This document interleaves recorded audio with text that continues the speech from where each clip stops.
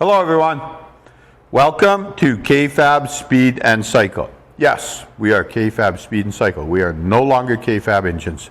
We are doing so much custom Harley work, frames, that kind of stuff.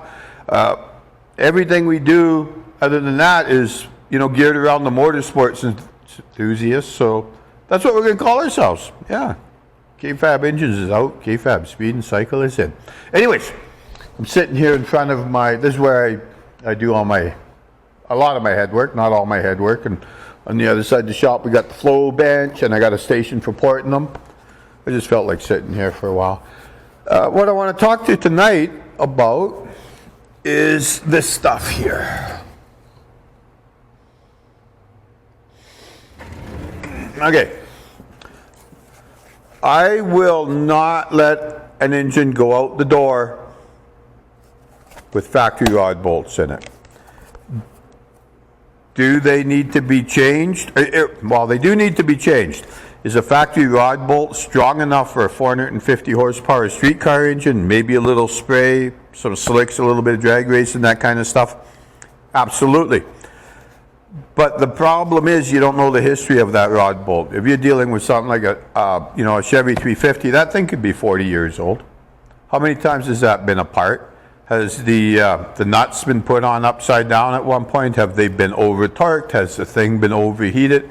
Has somebody been beating on them with a hammer? You have no idea what the history is. There is no extra labor involved. This isn't even the rod bolts. But anyways, there's no extra labor involved in replacing them. You got to press them out to resize your rod anyways, and you always resize your rod if you're doing a rebuild. So there's no difference in the labor.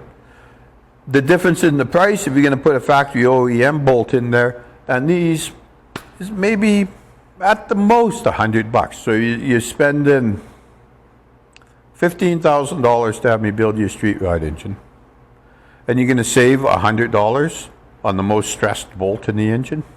It's just not. We won't let it go out the door with a factory rod bolt. The other thing too, these little jewels here. Okay, so if we're, again, let's just talk Chevy 350 because that's more small block Chevy. Sorry, that's the more common engine. And you're going to have us, if you got a set of factory heads and you want us to, go through them and make them all nice and get a little performance out of them.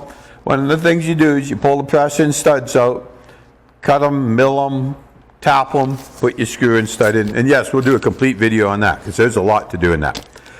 Why would you put a factory bolt in there? Put an ARP in. They have a tremendous amount of side force on them when that rocker arm's being pushed around. They will break. So that's just good, cheap insurance again. And well, you know what? That's my rant. Is the factory rod bolt strong enough for your average street engine and a mild race engine? Absolutely. But you still have to change them. Like I said, we won't do one without. Okay, everyone. I guess that's all for now. Thank you. Have a nice evening. Talk to you next time.